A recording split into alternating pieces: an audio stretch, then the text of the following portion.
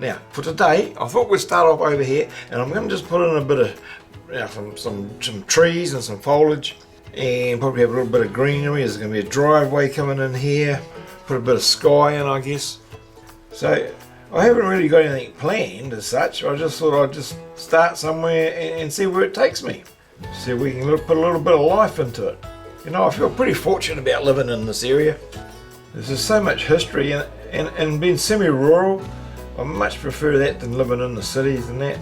And I think that's because I grew up on a farm. When I say I grew up on a farm, I spent, well, I don't know how long, 5 or 6 years living on a farm. Not sure how long it was. But anyway, I just enjoyed that sort of lifestyle. I don't mind my own company.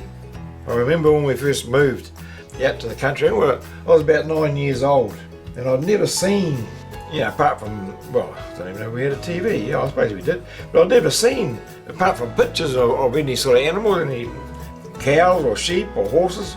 We did have a pet cat, come to think of it. I remember it being a vicious little thing. But we never had any animals. So when we sort of moved out to the farm, it was a big learning curve. Because what happened was, you know, I'd never ridden a horse, I'd never even been up close to a horse. But what had happened was, because my mother was the housekeeper for the old fellow that lived on the farm anyway. Well, she used to look after him. Yeah, she was the housekeeper. So all the farmers' kids would be away at boarding school. So I don't know if there was some sort of an arrangement or what, but we ended up getting all the kids that were going away to boarding school. We'd get their horses to ride, like ponies. And so it was a real learning curve for me and my sister. But I mean, hey, to us it was great, you know, like, man, it was something that as a kid we dreamed of, even though we lived in the city and moved to the country. But we always sort of thought we wouldn't mind going and visiting a farm anyway. Yeah, so we used to get the ponies to ride, yeah, just to keep them in sort of condition while the farmers' kids were away. So we were like a bit of a godsend, because, you know, to be honest, no matter what, they do need to be ridden. Otherwise they get real frisky, and when they come home from the school holidays or what have you, most of the time their ponies were all ready for them to just hop on and take for a ride. But we enjoyed it. It wasn't just their horses, like we had horses there that were sort of semi-retired that just wanted to be ridden every now and again. Nothing too strenuous. We were sort of on a farm that was, to the back of the farm there was the forestry. So if you go for a ride out there on the horses and that, and you'd come across deer, wild pigs, and then you go the other way and you ride down to the coast. And you had everything there, you know, you could just put a drop pot in and pull up some crayfish, go for a walk around the shoreline, and you turn over a rock, and there'd be power there. I just love that sort of lifestyle. And that's why where I'm living now, you know, it sort of brings back memory. Oh, we're a long way from the coast here, but it just brings a lot of memories, a lot of childhood memories. Of course, we live so far away from the nearest school, or the school we went to.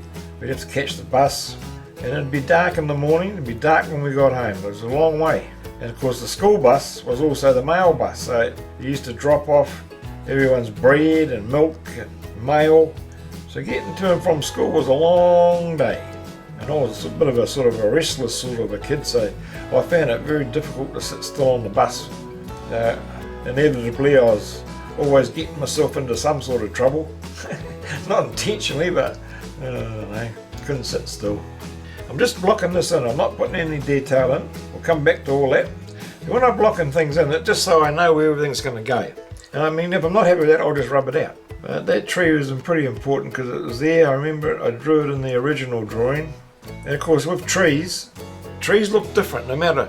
If you stand in front of a tree and then you take 2 or 3 steps to the left or to the right, that tree will look different again. Same tree.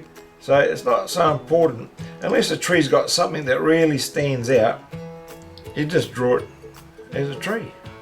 Now I'm just going to shade this lightly just to block it. Actually probably some of this I could probably do off camera. Well, once I've done it once, that's it, you've seen it, because it's the same process over and over again. I remember we had an old horse, well we didn't have it, but it was on the farm. It was retired. And his name was Crackerjack, and he was a stock pony. So in other words, He was used for cutting out cattle. When you get the cattle in and put them in the race and that, and you just got to sit on them, and point them in the right direction, and he knew how to cut a cow out or a calf out. Very, very good at doing it. They just know, it's just something in them. I think that they're bred for that sort of thing, and they're trained to do it. But oh, he could be a cunning old sod. I remember one time, like, just trying to catch him. You know, animals know things. More and more I think about it, or the more time I spent on the farm with animals, they're not stupid. The old crackerjack, he would know if I was trying to catch him just to go for a ride or to do a bit of work. But he'd also know when he was just getting a feed. So I could call out to him, and if he was getting a feed, he'd come running. But man, if I was trying to get him because I wanted to catch him and ride him, oh no, he'd run up all over the paddock. So I got cunning in the end. What I used to do was I'd wait. It was just about on evening, and then what I'd do, I'd go and take him some food, take him some hay, and I'd call out to him, and he'd come running over because he thought he's going to get a feed. But really, I just wanted to catch him so I could put him in the corral. I built a little corral because normally in the mornings, you know, you head off very early if you're going out. You might be going out mustering. I used to go out with the shepherds, and so we'd leave early in the morning. It'd be dark and we'd leave. And another thing you'd do too, when you're trying to saddle them up, you'd turn around and try and nip you on the shoulder. Oh, if he got you, it hurt. He didn't bite, just a little nip. It's like he's sort of keeping you on your toes. And you had to watch that too when you went to go and open the gate, because you'd try and rub your leg against the post. Man, you get caught out of that. Well, that was pretty painful. Yeah, they were good times.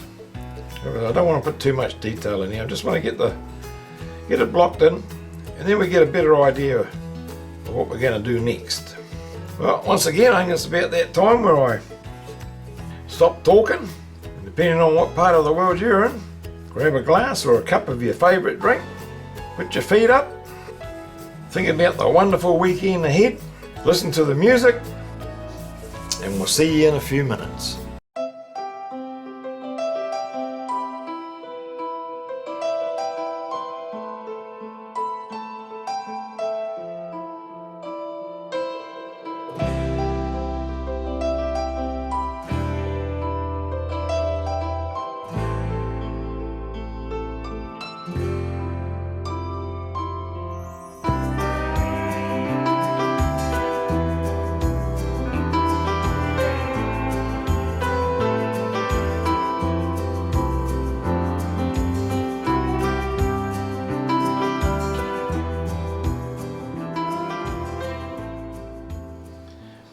Well, I thought I'd leave it there this week. Once again, I don't want to make them too long, and I really appreciate you watching through to the end. And if this is your first time here, welcome. And I really hope you're enjoying it as much as I'm enjoying sharing it with you. Now, this vlog series is all about a book that my partner Anna and I wrote back in 2018. And it's based around my art. I just had a passion for drawing these old buildings, and so we decided to make a book, and we got funding for it.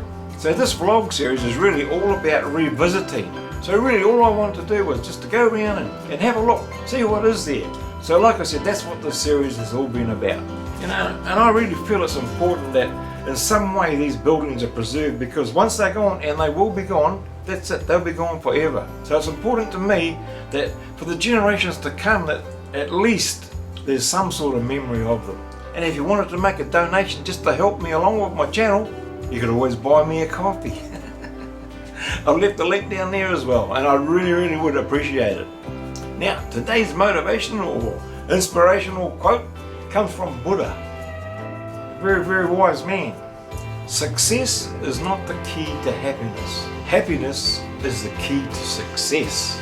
So if you love what you're doing, you will be successful. Okay? That's from Buddha. And when you think about that, that is so true. Well, that'll do us for this week. So I hope you enjoyed the video, and if you feel you got some value, give me a thumbs up, leave a comment, share it with your friends. Because if you like it, they'll like it too. And if you haven't already subscribed, it's free. Just hit that button and make sure you hit on all, and that way you'll get notified every time a new video comes out. So once again, thanks for watching, have a great weekend, and we'll see you next time. Take care out there, my friends.